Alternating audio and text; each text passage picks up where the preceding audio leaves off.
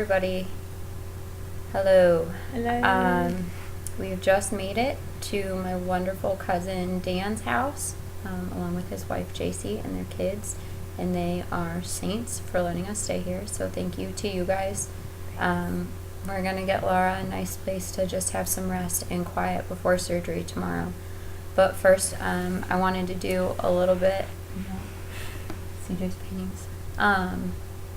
Wanted to do a little bit of a Q&A for you guys so you can kind of understand what's going on. So we haven't really rehearsed this, so Laura might need a minute to think about things. In the meantime, I'm good at talking a lot, so That's true. thank you. You're welcome. I'm gonna make her face hurt. Okay, so I guess the one thing that I mentioned to you in the car was to try to describe the kind of pain you feel from TN. I think the best way to describe it is that it feels like someone is taking a knife and literally stabbing it into the side of my face over and over. And I'm not being dramatic. That's what it feels like. And then, and that's pretty much a constant pain that I've had to just learn how to deal with throughout the day. And then I get episodes of like electric shock along with that, so it feels like someone's stabbing me with a knife that has electric shock on the end of it, and that comes and goes throughout the day, and is worse at night. The electric shock is almost constant at night. So Okay, and so tomorrow is surgery. We hit the $50,000 mark thanks to all you guys and your wonderful contributions and sharing and love and prayers mostly. Most of you know that we started thinking that we needed $155,000 last week, but I am absolutely certain that due to prayer, that total came down, and now our total is $100,000 once we pay out GoFundMe and take care of some blood work and stuff like other funds on top of surgery. So do you want to just talk about that for a second, just like what the process for you has been like? I know there are all of the emotions involved with that. Don't want to talk about it? I will a little. Just a little. Yeah, it's been crazy. I think that sometimes I have really unrealistic. Is that a word? Unrealistic. My brain hurts, actually. Sure. It's not a joke. Anyways, I think I have really unrealistic goals sometimes, which is just part of my personality type, and I dream really big, and I think that anything is attainable initially in things. And I think when it was $155,000, I was certain, at least for the first 12 hours, that everything would be fine and that it would come in, and then I think reality hit me in the face pretty hard, and I didn't need anything else to hit me in the face. I really need sleep also. So when I realized that wasn't going to happen, I sort of started searching for other options and just coming up with a plan B, and I actually didn't even think a plan B would work out, but then it did, and I met my awesome surgeon who is just a saint. I really love him. I think he's like grandpa material. I could totally hang out at his house. This is getting weird. You might see this video. Hey, Doc. We love you. Wow. He's awesome. And so when he gave me the price that he did, I was just pretty certain that he was my guy, just based on his skill level and the price. And as far as a surgeon who is who has the same track record, but also for that price, he's pretty much the best option. So I still wasn't sure how it happened, but then thinking that I needed $47,000 seemed a whole lot easier than $155,000, and so pretty much told Emily straight from the doctor's office what was going on, and just decided to go for it. And then honestly, I really didn't know how it happened. I didn't really have a lot of faith. I know everyone thinks I'm a hero and everyone thinks I'm really strong, but the truth is that I didn't have faith the whole time. Emily did. And that's true. I mean, yeah, everyone thinks I'm a hero, but I'm not. I was crying and I was too. saying that I didn't have hope, and I really didn't. I wasn't being dramatic. I really felt like I was going to have to find a way to live with this pain for the rest of my life. And so I was just trying to figure out what that would look like and what steps I would take to deal with that. And then y'all came along, Lamont came along, AOL, Huffington Post. I know they're connected for all the people who are debating that on Facebook. Yes, they are connected, but they are also two separate web addresses. So whatever. They came along and just really backed me up and supported the cause. And it was really crazy Friday just to see money come in the way that it did. I didn't expect that. I cried a few times. Mm-hmm. Actually, I think the hardest I cried was when I read the post on the Lamont patch, because that was the first time that I felt more than just like people who are close to me saying like, I understand, I get it, you're in pain, we'll help you. But it was like someone chose to listen and hear the story, and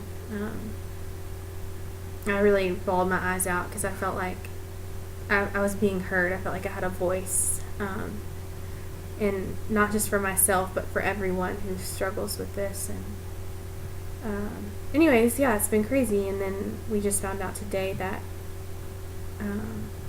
we do actually have to have the rest of the money paid by Monday, which is really, really stressful for me. And I need to not be stressed because I'm having brain surgery tomorrow. That's a true fact. So it was just some miscommunications. We didn't know, and it's not even like, oh, we have to have this paid and hopefully it'll happen. It's a little more complicated than that. I'm happy to share the details with some of you personally if you want to message me or message Emily, but I'm not comfortable sharing that over the whole world.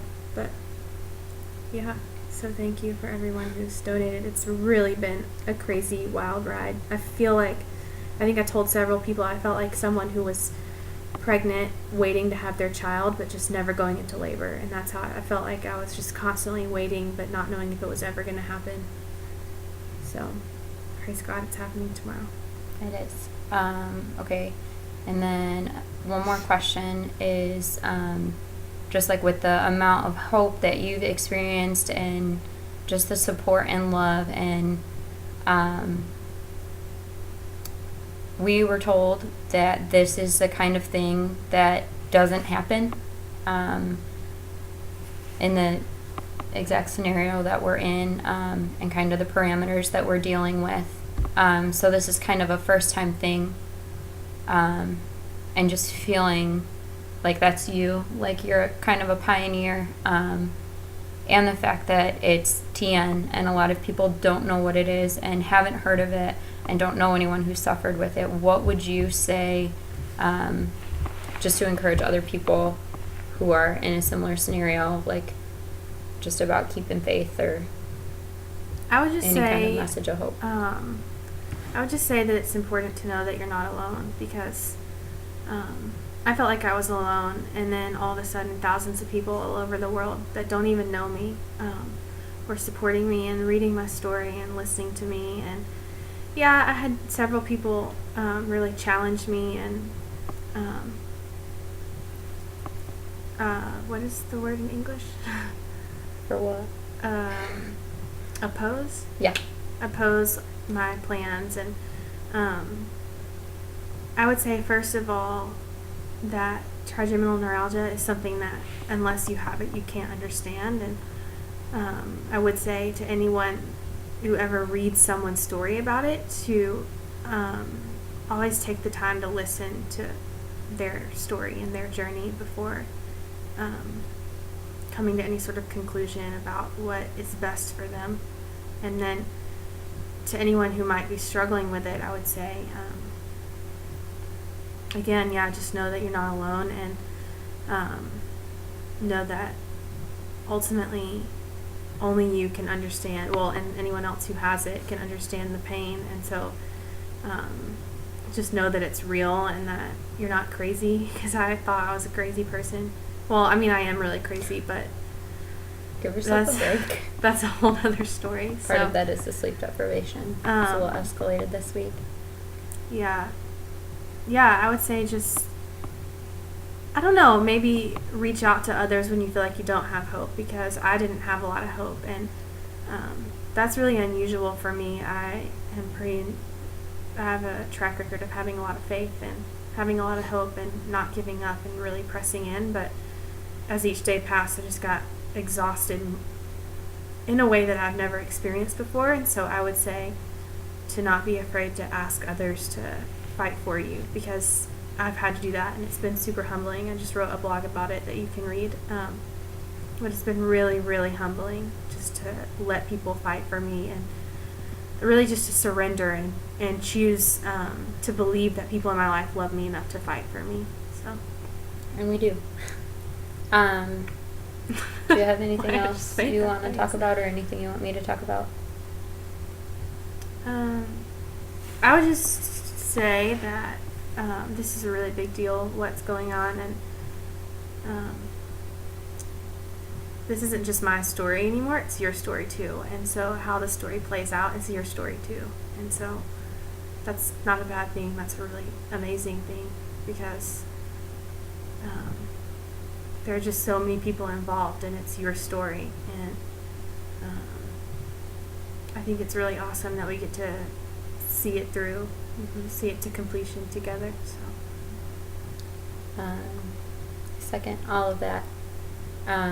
So for you guys, I feel like I've said thank you more in the last week than in my entire life. And like Laura said, this has been a completely humbling experience. There's a girl, I don't know if it was last night or this morning, who her dad and my dad were friends years ago. And she and I probably hung out when we were little, but I haven't seen or talked to her in years. And today I saw that she donated. And I know the momentum is still there. And people are still helping this story catch fire. And I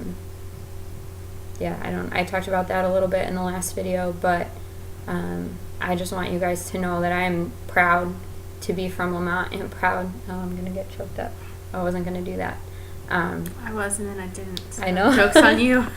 I'm so proud of my family for the way they've supported me. Like, you guys, I can't even use words to explain the gratitude that I feel, and this will be the most thankful Thanksgiving of my life. So just thank you to everyone. And at this point, we've been on camera for about 13 minutes, and Laura's exhausted, and she wants to go get food. And she's going to be no intake, no food, water, anything after midnight, and then we'll be at the hospital around noon. Surgery is around 3. It'll take about 3 hours. And do you want me to share your requests now? Mm-hmm. Just to respect Laura's privacy, because this has been so blown open, and we've been very transparent, constantly sharing what's going on with the doctors and everything. Just one bit that she's requested is that I not update anybody until she gives me the okay, which means after she's awake and after she is ready to tell me, like, okay, now you can. So I know you guys are going to be anxious. I know you're going to be waiting. I'm going to be anxious and waiting, sitting at the hospital, twiddling my thumbs. But please, please, please just respect Laura's privacy, and know that as soon as I get the okay, we will let you guys know what's going on tomorrow. I will be updating throughout the morning. And again, we can do another quick Q&A tomorrow, or I can just ask Laura answers and give you guys questions. So if you have any of those, you can get them to us either through Patch or through Facebook. Backwards. What? Ask Laura answers. Sleep is hard. Anyway, we need sleep, we need food, we need you guys, and money too. I don't want you guys to think that that's what it's all about, but your prayers have been huge this week, and your faithfulness and your encouragement, like, just again, I have to say, Jesse, I almost said Jesse Klein. Jesse Rodriguez, you are amazing, and sending me those Bible verses has kept me sane this week, and I love you. Yeah, I just want to say to all the CCU people who have really supported me, I did not expect that. Not because I didn't think that you loved me, just because we haven't seen each other in so long, and Yeah. it's honestly, it's blown my mind. It's been really, I can't. It's been really powerful for me. Do you want me to just list a couple names of people we Yeah. love? Okay, I'm only going to do a couple because I'm going to start sobbing if I do all of them. But, I get to say Ryan and Natalie. oh, I was going to say that. But first, Lily, I wish you were here. Me too. We both wish you were here, and we love you. Oh, God. Can't even do one. We love you so much, and we're sending hugs for you and prayers for you, too. Ryan and Natalie and Carissa, you three. Yeah. When I saw what you did on Friday night, I broke down, and you guys are incredible for that. Like I said, Jesse, Brendan and your family, Hannah amazing. Cyphers. 100 times over, Hannah Cyphers. I know there's so many more. I just forgot the one girl's name. I am so sorry. I cannot remember. I think your last name is Grimm. Is that right? I'm so sorry I can't remember your name, but you posted the I'm thankful for two girls I've never met post a couple days ago that just twisted my heart, and you are such a sweetheart, and I love you for that. I think you're still at CCU from what I gathered. But all of you guys, it's just been incredible. All of you in Lamont know, sorry. Mina and Oliver, you guys are awesome. Ashley and Jake, and everybody else, just thank you so, so much. I know this is probably getting like to be a really obnoxious long Oscar speech, so we're going to wrap it up. But just know that we're praying for you guys. We are grateful for you. And anything you want answered, get to me, and within good reason, I will get you answers. You. I was just going to say, for anyone who knows me, you know that Thanksgiving is my favorite holiday. Mm-hmm. Like, I love Thanksgiving. So I just want you to know that I'm really thankful for all of you. Amen. Amen. All right. We love you guys.